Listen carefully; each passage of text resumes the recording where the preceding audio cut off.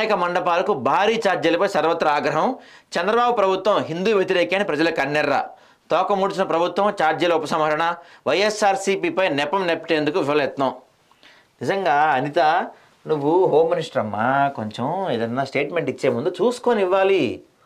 ఆమె ఏమంటుంది, గణేష్ మండపాలకి 300, పెద్ద మండపాలకి 500, 1000 రూపాయలు వసూలు చేయాలని చెప్పి ఆమె చెప్పింది. తెల్లారి దాని గురించి తీవ్రంగా సోషల్ మీడియాలో చర్చ నడిచింది. అందరూ దుమ్మెత్తి పోశారు. వెంటనే ఆమె ప్రెస్ మీట్ పెట్టి, ఇది మేం కాదు, వైసీపీ తీసుకొచ్చిన జీవో, ఇది మాకు దీనికి ఏం సంబంధం లేదు, ఆ జీవో మేము కంటిన్యూ చేస్తున్నాం అంతే అని చెప్పింది. కానీ మహేష్ బాబు సినిమా డైలాగ్ అంటాడు, గూగుల్ ఉందిగా ఇట్ట కొడితే అట్ట వచ్చింది అంటాడు చూసారా, అట్లా మన వాళ్ళందరూ గూగుల్లో కొట్టారు. ఈ జీవో 2019లో చంద్రబాబు నాయుడు తీసుకొచ్చిన జీవో ఇది. చంద్రబాబు నాయుడు ఆయన స్వహస్తాలతో తీసుకొచ్చిన జీవో ఇది. ఆయన తెచ్చిన జీవో జగన్ కంటిన్యూ చేశాడు. సరే, ఆయన అంటే బుద్ధి లేదు, దాన్ని మళ్ళీ మీరు కంటిన్యూ చేస్తున్నారు.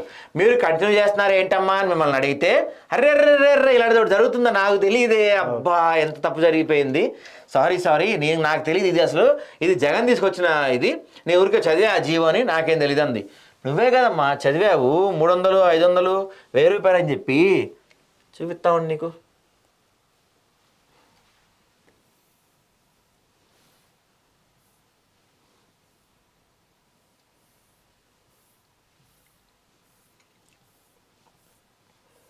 మొన్న ఆమె ప్రెస్ మీట్ పెట్టి మరి చాలా చక్కగా చెప్పింది. ఇంత కట్టాలి, పెద్ద విగ్రహం అయితే 300, చిన్నదైతే 500, 1000 రూపాయలు అని చెప్పి ఆమె లెక్క చెప్పింది. ఇదిగో మన ఈమె కూడా మాధవీలత, బీజేపీ సినిమా యాక్టర్, ఈమె కూడా దాన్ని ఖండించింది. యాక్చువల్ ఈమె కూడా బీజేపీకి చెందిన ఆమె. సంబరాలకి కానీ వినాయక చవితి పండగకి కానీ ఎక్కడ ఎటువంటి ఇబ్బందులు లేకుండా చూసుకునే బాధ్యత కూడా మేము తీసుకుంటున్నాం.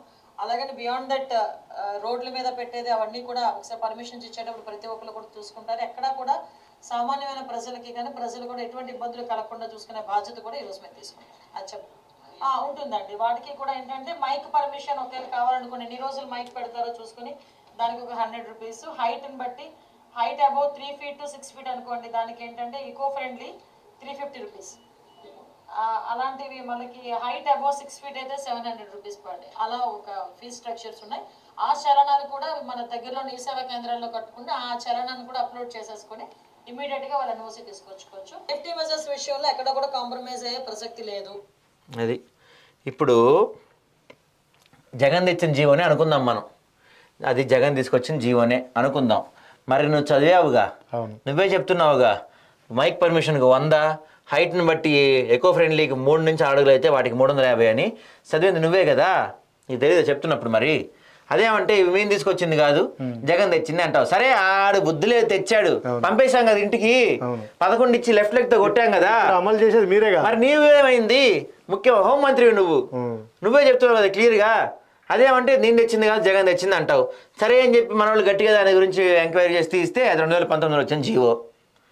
మీరే ఏదో చేద్దామని వెళ్ళి మీరే తందామని వెళ్ళి తన్నించుకొని వచ్చామంటారు చూసారా, అట్లా మీరు వైసీపీ మీద బురద చల్దామని వెళ్ళి మీ మీద ఇంత బురద వేయించుకొని వచ్చారు. ఇవన్నీ అవసరమా మనకి? అసలు నాకు తెలిసి ఇండియాలో ఎక్కడా కూడా మసీదుకి ఇంత కట్టాలని, లేకపోతే మసీదు సౌండ్కి ఇంత కట్టాలని, లేకపోతే మన క్రిస్మస్ అప్పుడు కూడా చాలా చోట్ల పెద్ద ఎత్తున ఇవి పెడతారు, వాటికి ఇంత కట్టాలని, వాడి దగ్గర దోసులు చేయండి, ఎక్కడా లేదు. మరి హిందువులు ఏం పాపం చేశారా బాబు? తెలంగాణలో చూస్తే గుళ్ళో పూజారులు లాక్కొచ్చి కొడతారు, ఏపీలో చూస్తే గణేష్ మండపాలు పెట్టుకొచ్చి కొడతారు. అరే, ఇక్కడ రామ్నగర్ ప్రాంతంలో నిన్న మేము వెళ్ళొచ్చాము, ఒక ముస్లిం ఒక అతను 80 లక్షలు ఖర్చు పెట్టి గణపతి మండపం ఏర్పాటు చేశాడు. ఒక క్రిస్టియన్ ఒక అతను దాదాపు 4 లక్షలు ఖర్చు పెట్టి అక్కడ ఏర్పాటు చేశాడు. మొత్తం ఇంత దేశం మొత్తం ఇంత చక్కగా మత సామరస్యం నెలకొల్పాలంటే మీరు మాత్రం మండపాలకి ఇంత, మైక్ ఇంత అంటాం. ఏమన్నా సిగ్గుందా మీకు? మళ్ళీ దీంట్లోనే ఉంది ఏంటి, ఈ కూటమిలోనే ఉంది బీజేపీ. హిందువులకి ఏమన్నా అయితే మేము ఊరుకోమని చెప్పే బీజేపీ ఈ కూటమిలోనే ఉంది. కూటమి సర్కారు అమలు చేస్తుంటే వాళ్ళకి కనపడతల్లా, అక్కడ ఇక్కడ తెలంగాణలో పూజారులు లాక్కెళ్ళి కొడుతున్నా వాళ్ళకి కనపడతల్లా. అట్లా తయారైంది పరిస్థితి.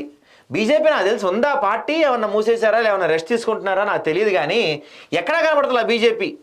ఏపీలో బుడమేరులో అంత వరద వస్తే జగన్ మాట్లాడుతున్నాడు, చంద్రబాబు మాట్లాడుతున్నాడు, పవన్ కళ్యాణ్ మాట్లాడుతున్నాడు.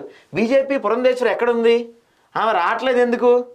అసలు ఇంకో హైలైట్ పాయింట్ ఏంటంటే, వరద వచ్చిన బుడమేరు, ఈ బుడమేరు ముంచెత్తిన ప్రాంతం మొత్తం అక్కడ ఏంటో తెలుసా, అది విజయవాడ వెస్ట్ వెస్ట్ ఎమ్మెల్యే ఎవరు? సుజనా చౌదరి. సారేరి ఎమ్మెల్యే ఏడి? ఢిల్లీలో ఉన్నాడు. బీజేపీ ఎమ్మెల్యే సార్ ఏడి? ఆయన నియోజకవర్గం వరదల్లో కొట్టుకుపోతుంటే సార్ వచ్చారు, హాయ్ చెప్పారు, వెళ్ళారు. వరద ప్రాంతాల్లో మీ ఎమ్మెల్యేలు రారు. దేవాలయాలపై ఏమన్నా అక్రత్యాలు అన్యాయాలు జరుగుతుంటే మీరు రారు. ఎలక్షన్స్ అప్పుడు మాత్రం వచ్చేస్తారు. అప్పుడు మీకు రామాలయాలు గుర్తొస్తాయి, హిందువులపై జరుగుతున్న దాడులు గుర్తొస్తాయి, గోమాతలు గుర్తొస్తారు, వీళ్ళందరూ గుర్తొచ్చేస్తారు, మీకు ఓ వచ్చేస్తారు.